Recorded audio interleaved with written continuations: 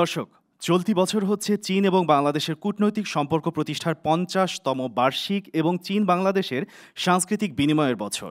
এ উপলক্ষে চীনের সাংহাইয়ের আন্তর্জাতিক বিষয়ক গবেষণা এবং বেইজিংয়ের আধুনিক চীন এবং বিশ্ব গবেষণালয় সহ সংশ্লিষ্ট প্রতিষ্ঠানের আমন্ত্রণে সম্প্রতি বাংলাদেশের এক যুব প্রতিনিধি দল চীন সফর করে এসেছেন, যাদের মধ্যে ছিলেন তরুণ শিক্ষক, উদীয়মান রাজনীতিবিদ, গবেষক এবং সাংবাদিকরা। এই সফরের মূল লক্ষ্য ছিল চীনের উদীয়মান তরুণ প্রজন্মের সাথে সরাসরি মতবিনিময় করা, আর্টিফিশিয়াল ইন্টেলিজেন্স, এআই, স্টার্টআপ সংস্কৃতি, জলবায়ু পরিবর্তন মোকাবেলায় প্রযুক্তির ব্যবহার এবং সামাজিক উন্নয়নের নানা দিক নিয়ে অভিজ্ঞতার আদান প্রদান করা। প্রিয় দর্শক, এছাড়াও ভবিষ্যতে চীন বাংলাদেশ সম্পর্কের সম্ভাব্য দিক নির্দেশনা, পারস্পরিক সহযোগিতার নতুন ক্ষেত্র এবং দুই দেশের তরুণদের মধ্যে বন্ধুত্বপূর্ণ সংযোগ আরও গভীর কিভাবে করা যায় তা নিয়েও আমরা বিস্তারিত আলোচনা করব। প্রিয় দর্শক, আজকের গ্লোবাল ওয়াচের পর্বে আমরা জানব তরুণদের চোখে কেমন ছিল চীনের বাস্তবতা, প্রযুক্তি, সংস্কৃতি এবং সহযোগিতার বার্তা। সিজিটিএন বাংলা এবং আরটিভির যৌথ আয়োজনে গ্লোবাল ওয়াচে আপনাদের সকলকে স্বাগত জানাচ্ছি। আমাদের আজকে কথা বলবো যে বিষয়টি নিয়ে, সেটি হচ্ছে তরুণ চোখে চীনের আলো নিয়ে, পাওয়ার্ড বাই এল4 ফ্যাশন, এবং সঙ্গে আছি আমি মাসুক সিদ্দিক। প্রিয় দর্শক, আজকে আমাদের মাঝে 6 জন বিশেষ অতিথি আছেন। তাদেরকে এক এক করে পরিচয় করিয়ে দেব এবং একই সাথে তাদের পরিচয় জানবো। শুরুতেই ডান দিকে যারা আছেন আপনাদের পরিচয় জানতে চাচ্ছি। আমি আবু আফসান মোহাম্মদ ইয়াহিয়া, বাংলাদেশ জাতীয়তাবাদী ছাত্রদল কেন্দ্রীয় কমিটির senior vice president. Faisal Abdullah, আমি সিএমজি বাংলার ফিচার সম্পাদক হিসেবে কাজ করছি। মোহাম্মদ নুরুল ইসলাম, সেক্রেটারি জেনারেল, বাংলাদেশ ইসলামী ছাত্র শিবির। অনেক ধন্যবাদ আপনাদেরকে। এবারে চলে যাচ্ছি আমরা বাম দিকে, আপনাদের পরিচয় জানতে চাই। আমি সাজ্জাদুল করিম, সহকারী অধ্যাপক, আইন বিভাগ, নোয়াখালী বিজ্ঞান ও প্রযুক্তি বিশ্ববিদ্যালয়। শেখ মোহাম্মদ মাহবুবুর রহমান নাহিয়ান, ইসলামী ছাত্র আন্দোলন বাংলাদেশের সেক্রেটারি জেনারেল। আমি আসাদুল্লাহ আল গালিব, জাতীয় নাগরিক পার্টির উত্তরাঞ্চলের যুগ্ম মুখ্য সংগঠক। অনেক ধন্যবাদ আপনাদেরকে। একই সাথে আমাদের সাথে যুক্ত হয়েছেন চীন থেকে চীনের Shanghai institution for international studies and south Asian studies সেন্টারের পরিচালক লিউ জং ই। এছাড়াও আমাদের মাঝে আছেন চীনের academy for contemporary China and the world স্টাডিজের আন্তর্জাতিক সহযোগিতা বিভাগের পরিচালক মিস্টার ঝাং জিউআন। আপনাদেরকেও স্বাগতম। Very welcome to our show. Would you please like to introduce yourself for the audience? Yeah, thank you, Prof. Liu. I'm Zhang Jiuan from Academy of Contemporary China and World Studies. I'm Liu Zuyi, the director of Center for Social Studies at Shanghai Institute for International Studies. And I'm also the Chinese director of the Center for China Studies at the University of Dhaka. বরাবরের মতোই আমাদের আজকের আয়োজনকে প্রাণবন্ত করার জন্য পুরো বাংলাদেশ থেকে উপস্থিত রয়েছে প্রায় অর্ধশত শিক্ষার্থী। সকলকে স্বাগতম আমাদের আজকের এই আয়োজনে।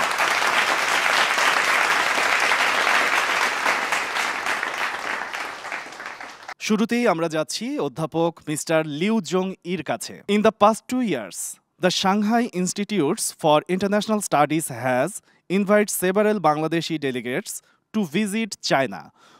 Through field visit, dialogue and exchange, people from all walks of life in Bangladesh have gained a deep understanding of all aspects of China's social and economical development.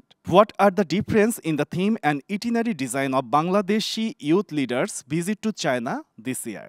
Thank you very much. Islam alaikum. Good afternoon, my friends. It's my pleasure to see you again. Yes, the Shanghai Institute for International Studies and the Center for China Studies at DU have invited 4 groups of Bangladesh young delegations to visit China in the past 2 years, allowing Bangladesh youth to gain a deeper understanding of various aspects of China's social and economic development through on-site visits, dialogues, and exchanges. I think there are 2 main differences between this year's Bangladesh young leaders visit to China and last year's. One is that the visit location has chosen Guangzhou as the first stop. As we know, Guangzhou is the earliest place in China to implement reform and opening up.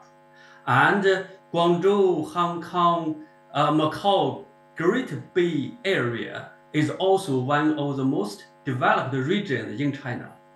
I think the people of Bangladesh can also achieve the economic prosperity that the Chinese people can achieve through more than 40 years of struggle.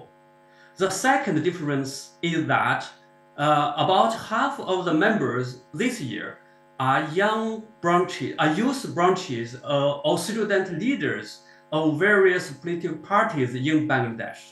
They are full of revolutionary passion, but lack experience in economic and social development and governance. As we know, construction is different from revolution.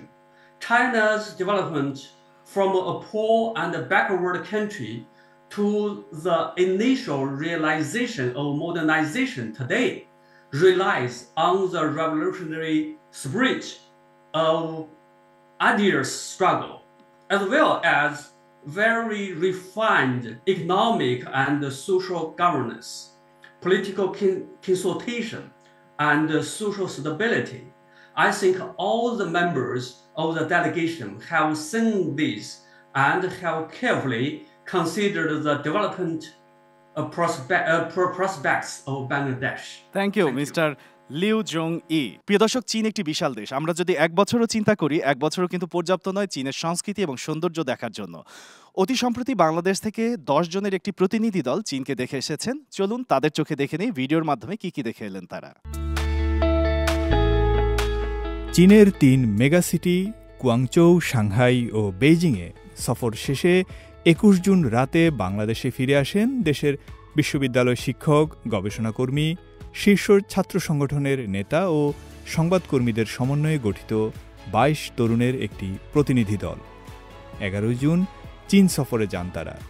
10 দিনের সফরে চীনের বিশ্ববিদ্যালয় campus পরিদর্শন ও তরুণদের সঙ্গে মত বিনিময় থেকে শুরু করে নগর পরিকল্পনা কেন্দ্র, নান্দনিক স্থাপনা, জাদুঘর, কারখানা, সেবা প্রদানকারী সংস্থা, অত্যাধুনিক গ্রন্থাগার, সুউচ্চ ভবন এবং পরিশেষে মহাপ্রাচীর ঘুরে দেখেন তারা। সফরটির আয়োজন করেছে Shanghai institute for international studies. এই দলে ছিলেন কয়েকজন শিক্ষক, ছাত্রদল, ছাত্র শিবির ও এনসিপি সহ কয়েকটি রাজনৈতিক দলের নেতাকর্মী, গবেষক এবং সাংবাদিক সহ বিভিন্ন পেশার প্রতিনিধিরা। 10 দিনে কেমন দেখলেন চীন? মতবিনিময় সভার পাশাপাশি সিএমজি বাংলাকেও প্রতিনিধিরা জানিয়েছেন তাদের নতুন করে চীন আবিষ্কারের কথা। এখানে আমরা মূলত এসেছি আসলেও নলেজ শেয়ারিংয়ের জন্য, নলেজ ট্রান্সফারের জন্য। তো আমরা আসলেও প্রথমে গুয়াংজোর একটা ইউনিভার্সিটিতে কিছু সেমিনারের মাধ্যমে আমরা আমাদের থটস, ভিউ এগুলো আমরা এক্সচেঞ্জ করেছি, সাংহাইও করেছি এবং বেইজিংয়েও আমরা এটা করব। সফরের প্রথম 3 দিন প্রতিনিধিরা ঘুরে দেখেন কুয়াংতং প্রদেশের কুয়াংচৌ সিটি। কুয়াংচৌর নয়নাভিরাম শামিয়ান দ্বীপে থাকা চীনের বিখ্যাত অভিজাত 5 তারকা মানের হোয়াইট সোয়ান হোটেল পরিদর্শনের পরদিন সবাই যান কুয়াংচৌতে থাকা মুসলিম ধর্মাবলম্বীদের অন্যতম আকর্ষণ হজরত সাদ ইবনে আবি ওয়াক্কাস রাদিয়াল্লাহু তাআলা আনহুর মাজারে। 1300 বছর আগে থাং রাজবংশের শাসনামলে এই সাহাবী চীনে এসে প্রথম ইসলামের বাণী পৌঁছে দেন। এই সমাধি ও আশপাশের স্নিগ্ধ প্রকৃতি পরিদর্শনের সময় এখানে আসা চীনের অন্যান্য বাংলাদেশিদের সঙ্গেও কথা হয় প্রতিনিধিদের। আমরা যারা, বিশেষ করে আমি অ্যাজ এ প্র্যাকটিসিং মুসলিম, আসার আগে একটু ভয়ে ছিলাম যেখানে হালাল ফুড পাবো কিনা এবং আমাদের যে ধর্মীয় রিচুয়াল চর্চা এগুলো, ইবাদতগুলো ঠিকঠাক করতে পারবো কিনা। তো এখানে এসে আসলে সংখ্যাগুলো খুব কেটে গেছে এবং খুব আনন্দের সাথে বলতে হয় যে এখানে সব জায়গায় হালাল ফুড অ্যাভেলেবল এবং এত মজা, খাবারগুলো এত টেস্টি, আসলেই নতুন একটা অভিজ্ঞতা আমাদেরকে দিয়েছে। একই দিন প্রতিনিধিরা অংশ নেন কুয়াংচৌর গণমাধ্যম আউটলুক নিউ এরা ম্যাগাজিনের অফিস। সেখানে ম্যাগাজিনের সংবাদকর্মীদের সঙ্গে মতবিনিময় করেন তারা। এরপর কুয়াংচৌ থেকে সাংহাইতে গিয়ে সেখানকার প্রাণবন্ত সফরে প্রথম দিন সবাই ঘুরে দেখেন কুবেই সিভিক সেন্টার। পরিদর্শনের সময় নগর পরিকল্পনা প্রদর্শনী কেন্দ্রের বিভিন্ন ফ্লোর ঘুরে দেখেন বাংলাদেশের তরুণ প্রতিনিধিরা। এক ঝলকে দেখে নেন সুবিশাল ডিসপ্লেতে 17,000 বর্গ কিলোমিটার জুড়ে থাকা সাংহাইয়ের দীর্ঘ 6,500 বছরের ইতিহাস। ইয়াংজি নদীর অববাহিকায় পরিবেশ ও প্রতিবেশকে সঙ্গী করে সাংহাইয়ের এগিয়ে চলার নানা পরিকল্পনার সঙ্গে বাংলাদেশি তরুণ প্রতিনিধি দলকে পরিচয় করিয়ে দেন গাইড।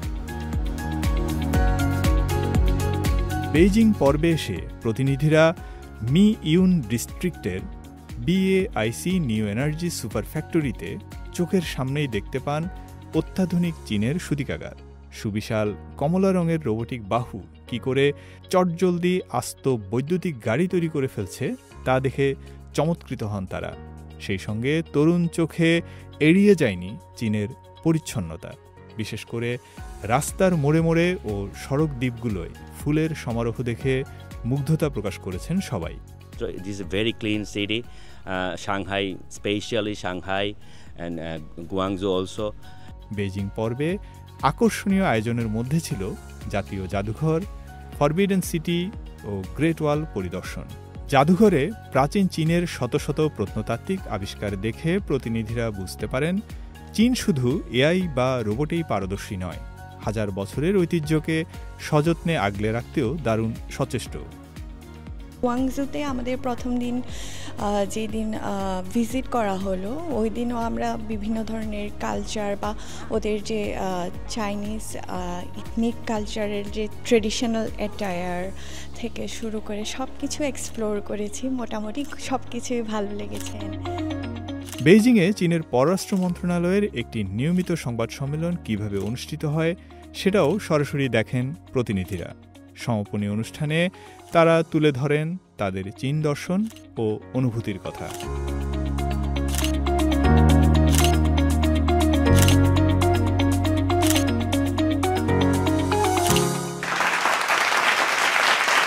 চমৎকার, চীনে যেন এক টুকরো বাংলাদেশ, তাই না? আমরা দেখে ফেললাম। Now let's go to mister Chang Jiwan. Mr. Chang Ji-wan, the Academy of Contemporary China and the World Studies is one of the organizers of Bangladesh Youth Leaders' Visit to China.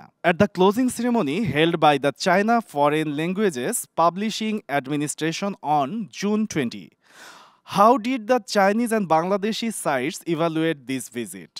Yes, it's really our pleasure to be the organizer of this field trip in Beijing.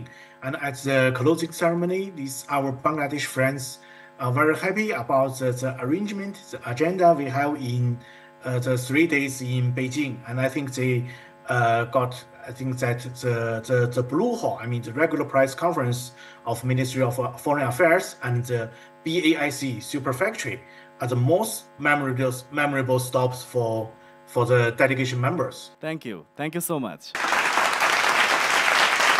Would you like to elaborate more? Yes. I still remember that at the press conference room that the colleagues from Bangladesh keep asking me questions about the regular press conference of Ministry of Affairs. For instance, they asked about how often is it held and how the press release section being organized. I think that they are quite interested in how the press conference works and what does it mean for China's interactions with the world. And actually, at the closing ceremony, during the discussion, our Bangladesh friends share their experiences regarding the visit to BAIC, the super factory. I think that the electric vehicles that produced jointly by Chinese car makers and leading ICT brand Huawei are a symbol of China's new quality productive force. I think the Chinese high-quality EVs indicates that China's manufacturing sector's developing process from follower to pace setter and from green to greener. Thank you.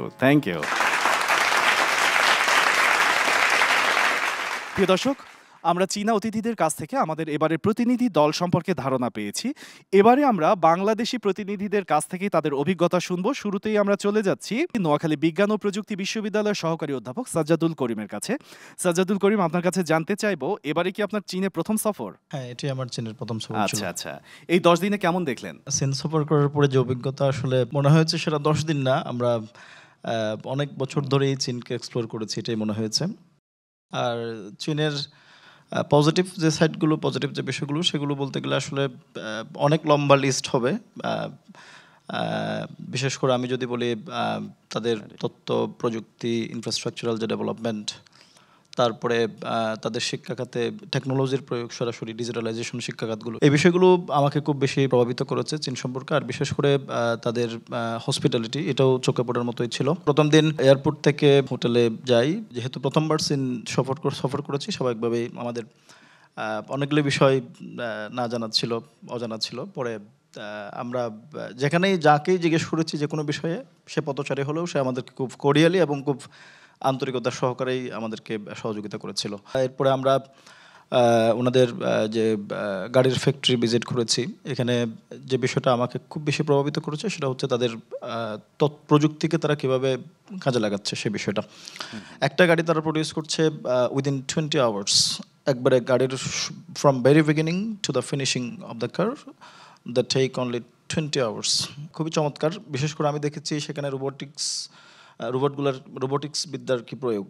আমি খেয়াল করছিলাম যে area আমরা visit করেছি পুরো গাড়ির কারখানায়, সেখানে যদি ব্যক্তি পার্সন হিসেবে এঙ্গেজ থাকতে হয় তাহলে মিনিমাম 5 থেকে বা 8 থেকে 10 হাজার শ্রমিক অ্যাক্টিভলি কাজ করতে হতো, বা অ্যাক্টিভলি 8 থেকে 10 হাজার মানুষকে কাজ করতে হতো।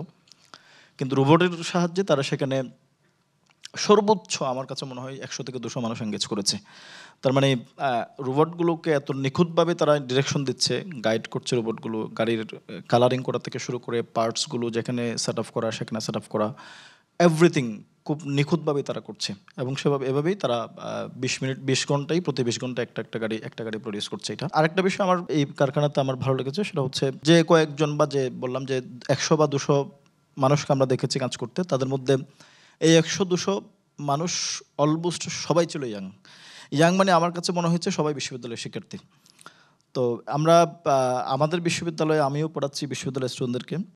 আমি যেটা সবসময় বলি, শিক্ষাটা ক্লাসরুমের বাইরেও যদি আমি যে ক্লাসরুমে যে পড়াগুলো পড়াচ্ছি সেগুলোর অ্যাপ্লাইড নলেজ যদি তুমি ক্লাসরুমের বাইরে পাও তখন তোমার শিক্ষাটা এফেক্টিভ বেশি হয়। আমার কাছে মনে হয়েছে চীনে ওনারা এই বিষয়টা খুব ভালোভাবে প্র্যাকটিস করছে এবং সত্যি এটা একটা সুন্দর ব্যাপার। এবং আপনার কাছে জানতে চাইবো যে শিক্ষার্থীরা পড়াশোনা করছে এবং একই সাথে প্রায়োগিক জ্ঞান বা প্র্যাকটিক্যাল জায়গাতেও তারা কাজ করছে, এই বিষয়টা আসলে বাংলাদেশের সাথে কম্পেয়ার করলে আপনার কেমন লাগে, যে আমাদেরও কি সেই দিকে যাওয়া উচিত? অ্যাবসলিউটলি, এটাই তো বললাম যে আসলে শিক্ষাটা তখনই ইফেক্টিভ বেশি হয় যখন আমি থিওরিটিক্যাল নলেজ, প্র্যাকটিক্যাল নলেজ দুটোর সাথে সমন্বয় করেই আমি যখন শেখাতে পারি আমার স্টুডেন্টদেরকে।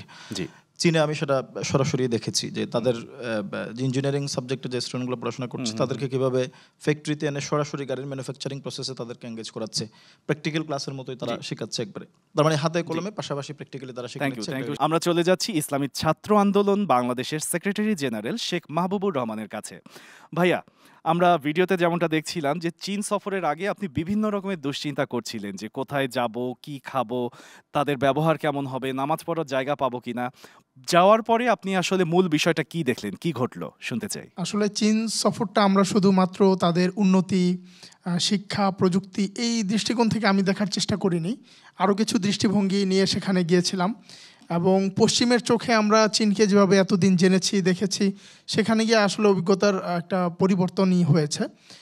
ভিডিওতে যেভাবে আপনারা দেখতেছিলেন যে আসলে আমি খুব দুশ্চিন্তায় ছিলাম যে আসলে সেখানে গিয়ে নামাজটা ঠিকমতো পড়তে পারবো কিনা এবং হালাল খাবারটা ঠিকভাবে পাবো কিনা। তো এই ক্ষেত্রে আমাদের যারা টিমের ওইখানে হোস্ট ছিল তারা খুবই আন্তরিক ছিল। এবং খুব অবাক করা বিষয় হলো, প্রথম দিন আমরা যেই হোটেলে উঠি, ইজল্যান্ড হোটেল, তারা সেইখানে আলাদা করে শেফ ভাড়া করে নিয়ে আসে শুধুমাত্র আমাদের জন্য হালাল খাবার তৈরি করার জন্য। তো এটা আসলে অত্যন্ত আন্তরিকতার বহিঃপ্রকাশ ছিল। একই সাথে আমরা যখন বিভিন্ন সময় হোটেলগুলোতে যেতাম, তো আমরা সাথে করে জায়নামাজ ক্যারি করেছি, বিশেষ করে যারা নামাজ আদায় করি। তো আমরা যখন তাদেরকে বলতাম যে আমাদের নামাজ আদায় করার জন্য একটু জায়গা ব্যবস্থা করে দাও, আমরা দেখতাম তাদের কাছে রিজার্ভ জায়নামাজ আছে, ওইখান থেকে তারা জায়নামাজ বের করে কেবলা ঠিক করে আমাদেরকে ওইখানে বিছিয়ে দিয়ে তারপর বলতো যে তুমি তোমার নামাজটা আদায় করে নাও। তো এই যে আন্তরিকতার বহিঃপ্রকাশ, এবং একই সাথে হালাল খাবার 3 বেলায় আমাদেরকে হালাল খাবার প্রোভাইড করেছে। এবং বারবার তারা বলে দিত যে সবগুলো খাবার হালাল, শুধু তোমাদের জন্য এগুলো আলাদা করে ব্যবস্থা করা। এটা আসলেই তাদের আন্তরিকতার বহিঃপ্রকাশ ছিল এবং যেটা আমরা শুরুতে ভাবিনি।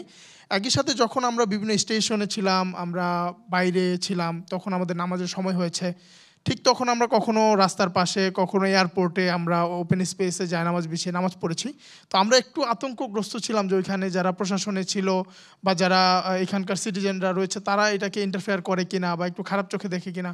তো আমরা দেখলাম যে তারা এখানে খুবই হেল্পফুল এবং তারা এখানে আমাদের সাথে কোনো ধরনের ঝামেলা এখানে করছে না এবং তারা খুবই আন্তরিক এই বিষয়গুলোতে। তো এটা আমার কাছে খুবই ভালো লেগেছে। এবং একই সাথে তাদের আমরা যেটা জানতাম যে চীনের 800 মিলিয়ন মানুষকে যেভাবে তারা দরিদ্রের খাত থেকে তারা তুলে এনে এখন চীনে 1%-এরও কম দারিদ্র্যসীমা। আপনারা জানেন একটা সময় ইউনিভার্সিটিগুলো থেকে যখন তারা 80% লোক বের হইতো বেকার, এবং তারা তাদের শিক্ষা ব্যবস্থার পরিবর্তনের কারণে এখন তারা স্কিল বেসড এডুকেশন সিস্টেমে ঢোকার কারণে 80%-এর চেয়ে বেশি শিক্ষার্থী তারা পড়াশোনা শেষ করার সাথে সাথেই তাদের কর্মজীবনে ঢুকে যেতে পারছে এবং খুব সফলভাবে স্মার্ট স্যালারিতে তারা কাজ করতে পারছে, যেটা সত্যি অসাধারণ। দারুণ দারুণ অভিব্যক্তি নিয়ে আপনি আসলে বাংলাদেশে এসেছেন এবং খুবই সুন্দর সুন্দর অভিব্যক্তি নিয়ে আসলে যেসব শিক্ষার্থীরা আছে তারাও অপেক্ষা করছে আপনাদের কাছ থেকে জানার জন্য। আপনাদের মধ্যে কেউ কোনো প্রশ্ন করতে চান? আমাদের আজকের অতিথিদের একজন হাত তুলেছেন। আমি মোহাম্মদ ফয়সাল হোসেন, শিক্ষার্থী, ঢাকা বিশ্ববিদ্যালয়। আমার প্রশ্ন আবু আফসার মোহাম্মদ ইয়াহিয়া ভাইয়ের কাছে। ভবিষ্যতে চীন বাংলাদেশ সম্পর্ক কেমন হওয়া উচিত, এবং তিনিও নিজেও যেহেতু একজন অর্থনীতি ছাত্র, চীনের যে এই অর্থনীতির অগ্রগতি, সেই অগ্রগতি বাংলাদেশে অর্জন করতে কি কি পদক্ষেপ নেওয়া উচিত, বিশেষ করে তরুণদের কোন কোন খাতে জোর দেওয়া উচিত বলে তিনি মনে করেন? আর কেউ, যে কোনো একজন? হ্যাঁ, আরও একজন প্রশ্ন করতে চাই। আমরা নিশ্চয়ই আপনার প্রশ্নেও যাব, তার আগে ইয়াহিয়া ভাইয়া নিশ্চয়ই উত্তর দেবেন। Thank you very much. খুবই সুন্দর, খুব চমৎকার প্রশ্ন। আমি বেসিকলি চায়না সফর করে এই বিষয় নিয়েই কথা বলছিলাম। আমাদের যে ডেলিগেশন টিমে আমরা যারা ছিলাম, আমরা নিজেদের মধ্যে এই বিষয় নিয়ে আলাপ করেছিলাম যে চায়না 78-এ তাদের রিফরমেশনের পরে খুব র্যাপিডলি যে গ্রো করলো, এভাবে যে ডেভেলপ করলো। সো এটা কিন্তু একটা নেশনের 40 to 45 ইয়ার্স খুব বেশি বছর ছিল না, কিন্তু বেশি বছর না। তো আমরা কেন পারছি না, বা আমাদের লেকিংসটা কোথায়? অ্যাট দ্য সেম টাইম আমাদের এডুকেশন পলিসিটা, এডুকেশন কারিকুলামগুলো কীরকম হলে আরও ভালো হতো।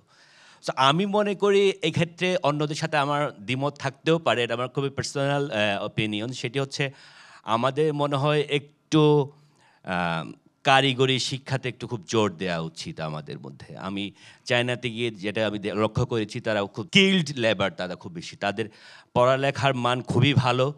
এবং আমরা আমাদের আমি ভেরি সরি টু সে, আমরা বাংলাদেশি যদি দেখি, আমরা অনেক ইউনিভার্সিটি দেখি, আমরা ইউনিভার্সিটিতে আমরা সেই পরিমাণ ইউনিভার্সিটি স্টুডেন্টগুলোকে আমরা কিন্তু এমপ্লয়মেন্ট ক্রিয়েট করতে পারছি না, তাদের জন্য এমপ্লয়মেন্ট ক্রিয়েশনের সেই ব্যবস্থা আমরা করতে পারছি না, হুইচ ইজ ভেরি ফ্রাস্ট্রেটিং।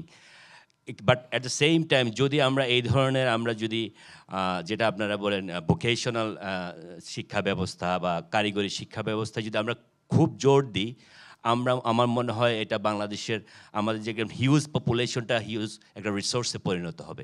আমার মনে হয় এই দিকে আমাদের সবচেয়ে বেশি লক্ষ্য রাখা উচিত আর কি। চমৎকার সুন্দরভাবে উত্তর দিয়েছেন ইয়াহিয়া ভাই।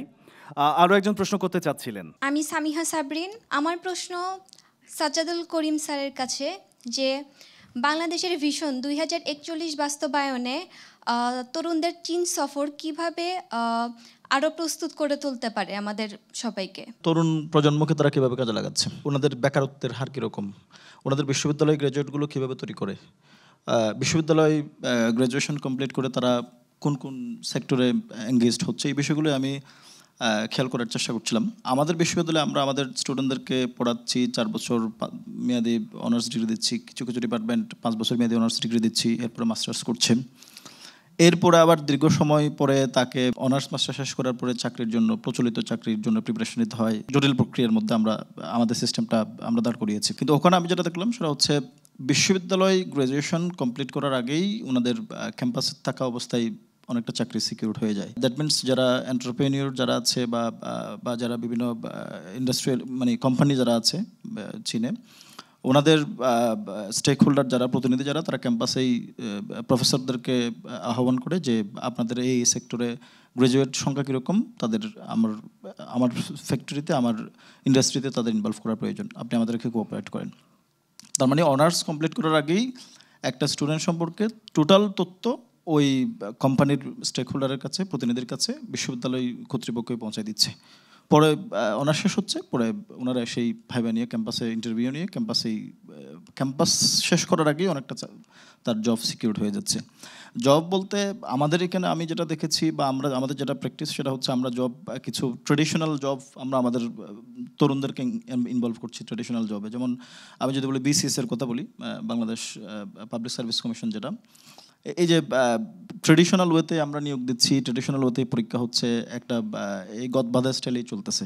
কোনো ক্রিয়েটিভিটি আমার কাছে মনে হয় না এই পরীক্ষার মধ্য দিয়ে তৈরি হচ্ছে। প্লাস তরুণদেরকে যে ইয়াং একটা ফোর্স শক্তি, তাদেরকে আমরা আসলে প্রোডাক্টিভ ওতে ইউজ করতে পারছি না আমার কাছে মনে হয়। আমাদের ট্রেডিশনাল যে মেকানিজমটা আছে সেই মেকানিজমে, কিন্তু ওনারা কী করে, ওনারা যে বিষয়ে দক্ষ সেক্টর ভিত্তিক লোক নিয়োগ দিচ্ছে। ধরেন একজন ছেলে সিভিল ইঞ্জিনিয়ারিং নিয়ে পড়াশোনা করেছে, তার সিভিল ইঞ্জিনিয়ারিং অবারিত সেক্টর আছে, সে কাজ করবে সিভিল ইঞ্জিনিয়ারিংয়ে। একজন ছেলে আর্কিটেকচার নিয়ে পড়াশোনা করেছে, সে আর্কিটেকচার নিয়েই কাজ করবে। আর আমার এখানে তো মিক্স, যে মেডিকেল থেকে পড়াশোনা করেছে সেও বিসিএস দিচ্ছে, যে বুয়েট থেকে পড়াশোনা করেছে সেও বিসিএস দিচ্ছে। একটা জগাকে চুরিমার্কা সিস্টেম আমাদের এখানে। আমার মনে হয় আমাদের গ্রাজুয়েটগুলোকে, বিশেষ করে আমি তরুণ গ্রাজুয়েট যারা আছে, তাদেরকে এই বিষয়ে চীনের যে সিস্টেম, এই সিস্টেমটা আমাদের দেশে অ্যাপ্লাই করতে পারি। সেক্ষেত্রে দু দেশের জন্যই ভবিষ্যতে ইকোনমিক্যালি, কালচারালি সব দিক দিয়ে লাভবান হবে। অনেক ধন্যবাদ সাজ্জাদুল করিম ভাই। এবার আমরা নিয়ে নেব একটি ছোট্ট বিরতি, আবারও ফিরবো আমাদের আজকের আয়োজনে। প্রিয় দর্শক, তরুণের চোখে চীনের আলো, এই স্লোগান নিয়ে আমাদের আজকের আয়োজন চলছে গ্লোবাল ওয়াচ। নিচ্ছি ছোট্ট একটি বিরতি, সাথেই থাকুন।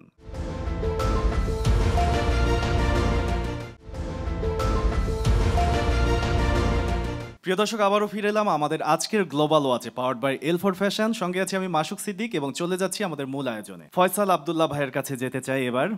ফয়সাল আব্দুল্লাহ ভাই, আপনি একজন সাংবাদিক হিসেবে চীনের তরুণ নেতৃত্ব এবং সাংস্কৃতিক কাঠামো প্রত্যক্ষ করেছেন। এই অভিজ্ঞতায় বাংলাদেশি গণমাধ্যম এবং সাংবাদিকতায় কি ধরনের নতুন দৃষ্টি যোগ হয়েছে বলে আপনার মনে করেন? চীনের যে গণমাধ্যমে বেশি চর্চাটা হয় সেটা হচ্ছে, সবচেয়ে বেশি যেটা দেখা যায় সেটা হচ্ছে ডেভেলপমেন্ট জার্নালিজম। আমার মনে হয়েছে যে এটাই সবচেয়ে জরুরি ছিল।